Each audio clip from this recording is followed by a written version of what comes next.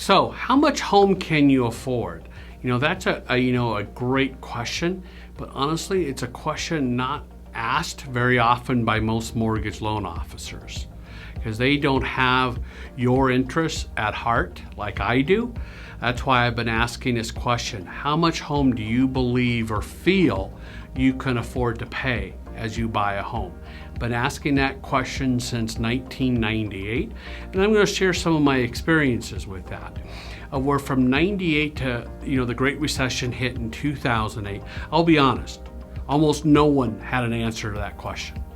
They expected me to tell them what they could afford. First, you may need to work on a budget or spending plan. This was one of the big things that I saw. I felt like from 98 to 2008, a lot of Americans didn't take their financial responsibilities very seriously. The third thing was just always amazing to me that my clients thought that the number I could get them pre-approved for was equal to what they could afford. And that has never been true.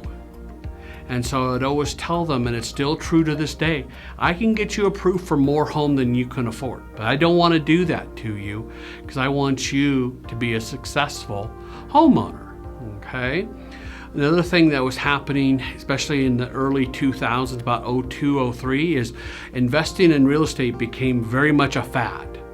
That everyone became a real estate investor. There were people going around on tours telling people how you could buy investment properties with no money down and stuff, and you could flip properties. People were buying brand new homes in Phoenix and Vegas, buying them one day for $200, selling them the next day for $250, and real estate investing back then became like a fad, maybe like Bitcoin is today, possibly.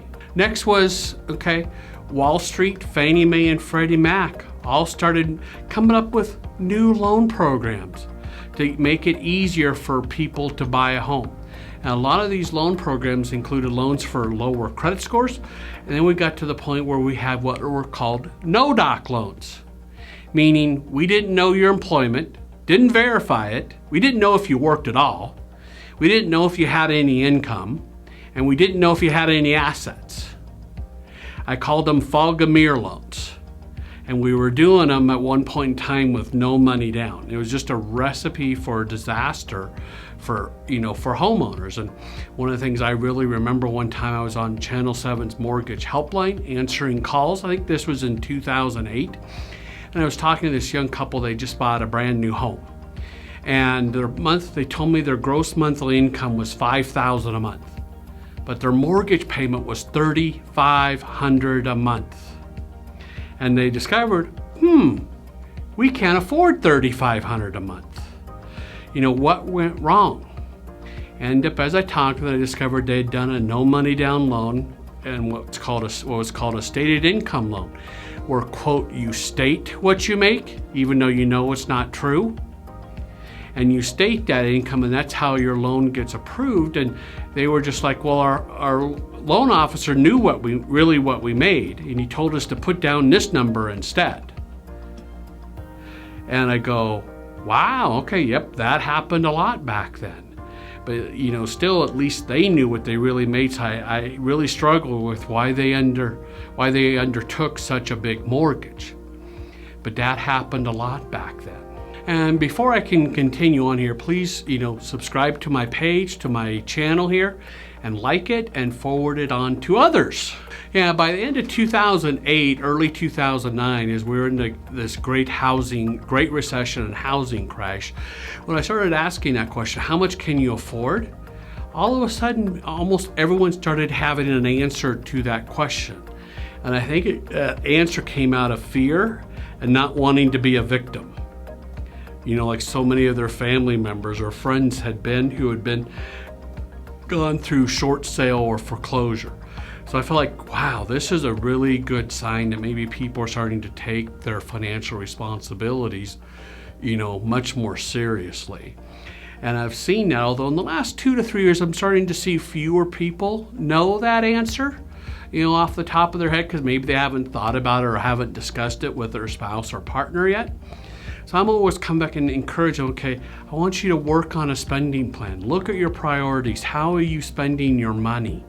and how can you save money, say for the down payment, and save money, so you know how much you can really afford. And so here's, a quick way to shoot for your numbers, okay?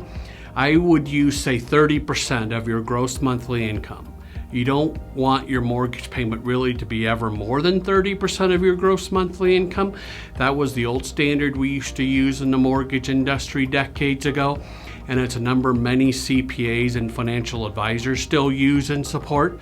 So if you make $10,000 a month, you don't want a mortgage payment over $3,000 a month.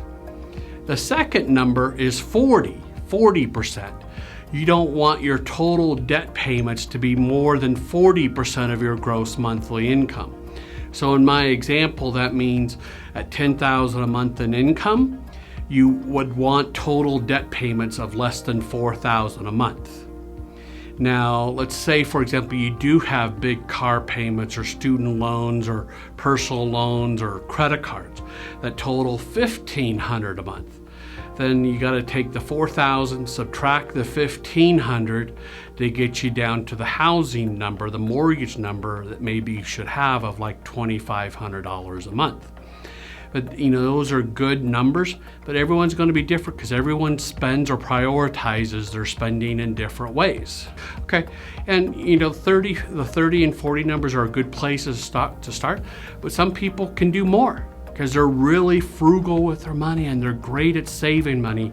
And I found a lot of them are, quote, Dave Ramsey followers and don't carry much debt, and they're really frugal with their money. Then there's other people who are the exact opposite, who like to spend a lot of money, whether it be eating out, entertainment, vacations, that kind of thing. And if that's you may have to reduce how much mortgage payment can you afford, okay? Because if you're spending let's say over $1,000 a month on eating out and entertainment, you may have to reduce your mortgage payment, or you got to consider adjusting your priorities and go, we don't really need to go out to eat 3 nights a week. Let's just do 1 night a week, okay? So it's just, money is just a reflection of our priorities, and they're not good or bad, right or wrong. And the great thing is we can all change our priorities. So thank you very much for watching this video. And if you have questions, comments, please post them down below.